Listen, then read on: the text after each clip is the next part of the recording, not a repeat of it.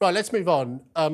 Look, this is a massive scandal. This, and we talked about it a lot here on TalkTV, this Post Office Horizon scandal, just to remind our viewers, was a computer system introduced to the Post Office that, through various computer glitches, led to shortfalls in the cash take of post offices when people were depositing money in their post office savings account and in other ways with the post office. And then the Post Office prosecuted lots of these sub-postmasters and mistresses around the UK.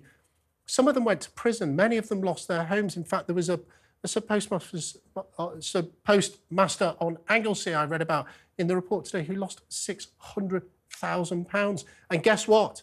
At the end, it turned out to be a computer system fault. It wasn't any of these people who had stolen money from the Post Office. They were all completely innocent, despite them having their lives wrecked by this particular scandal, and some of them actually losing their life. It could not be a worse scandal. It's a national disgrace. It's in the news today, Samantha, because we are talking about the compensation bill that is going through its first stages in Parliament. But these people have been waiting so long, haven't they? Exactly. These innocent people, let me stress this, have had their lives completely destroyed for years and years, being told that they were guilty of crimes they did not commit. And frankly, 600k, although that seems like a lot on paper, doesn't amount to anything when you think about the lost time, the lost job opportunities, the lives that have been ruined. And someone spent 18 months in prison. Exactly. More so than that, someone from my own hometown was convicted at age 19. Tracy Felstead was convicted at age 19 of theft under the Horizon scandal, has had her conviction overturned and spent years fighting this legal battle. And more so, there were innocent sub-postmasters who were pressured or guilted into pleading guilty to avoid prison time, because otherwise they said, you could go to prison for years, and they aren't being included in this compensation scheme. It's a huge scandal. I'm glad finally that Parliament is dealing with it, and we'll come back to it, Jonathan, because I want to ask you actually about this question of MPs' pay. We learned today that Members of Parliament, the Independent Parliamentary Standards Authority that sets Members of Parliament pay, has recommended a 7.1% pay rise for every single MP, including me. Now, that isn't set. They will, in fact, have a board meeting early in the new year. And in 2020, for example, they overturned a large recommendation of a pay rise. So it doesn't mean that it will come.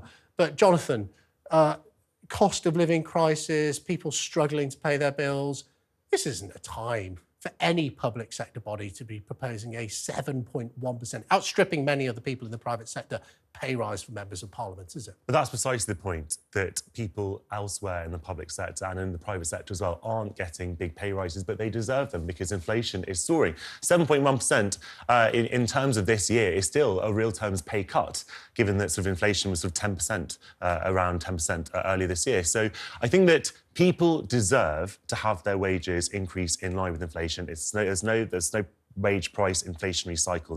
It's a discredited myth. It doesn't fuel inflation to pay people more. But obviously, we do need to look more closely at MPs, what they take home generally, because a lot of MPs have second jobs. Some of those might be legitimate, a lot of them aren't. And some MPs treat their job as basically part-time when they go and do things that aren't at all related to the work they do for their constituents. Like Keir Starmer, who practised as a barrister, to give you one good example. Samantha, we will come back to you on this. But by the way, people know my view.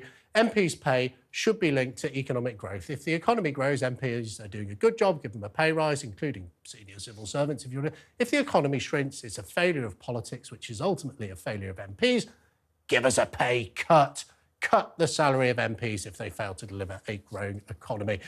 Jonathan accused me earlier of being Truss-like in my view. But anyway, I quite like Liz Truss did quite a lot. I agree. It's a compliment, apparently. Right, let's go to Bob from Ludlow, who wants to talk about NHS dentistry. Now, Bob, Ludlow is probably one of the most beautiful towns in England after Rawtenstall, Bacup and Darwin in my constituency. But is it a town in which you can easily find an NHS dentist? You can't find one at all. We were registered with the only one in town up until just after COVID, and had been for donkey's years. We're both retired now, sort of thing. And basically, the practice was actually taken over quite a few years ago by another company, and there was no problem in the transition or anything. But basically, after COVID, we found out that our particular dentist within the practice had gone private, and they wouldn't transfer us to any other NHS dentist within the practice. So, Bob, what are you actually doing? Because we're hearing this, we've heard it on our text today, we've got loads of people calling in. What are you and your wife doing? Have you just had to make that very expensive step of starting to see the same dentist but just pay more for it? No, I mean, basically, we haven't seen the dentist because we can't afford to, basically. I mean, we're both ex-forces as well, and there's supposed to be a forces covenant with the NHS. But you may as well write it on toilet paper for all it's worth, to be honest. You know, it's ridiculous. Bob, I know the town of Ludlow very well, not least because my grandparents retired very near there, a bit like you and your wife. It's very, I mean, it's the major market town for South Shropshire. There isn't sort of loads of towns around you that you can go to. They all tend to be smaller, and many of them just, in fact, villages. Is there anywhere else you can look? How far would your journey be in South Shropshire to get to another major town that could provide you with NHS dentistry, or is there just none available? We'd have to go to Birmingham, basically. Wow. How far is that? About an hour and a half? I've rung round all of the ones on the NHS list, and none of them are accepting new NHS patients, or in the majority of cases, they've all just gone private now, and they will only accept NHS referrals of children from existing other NHS dentists. Bob, thank you so much. It makes me so angry to hear that you and your wife cannot get NHS dentistry, particularly as you are both veterans and we do have this Armed Forces Covenant. What on earth is going on? We need to find a way in government to help people like Bob and everyone else who's calling in to access NHS dentistry. I'm really actually very angry about this. I almost swore there.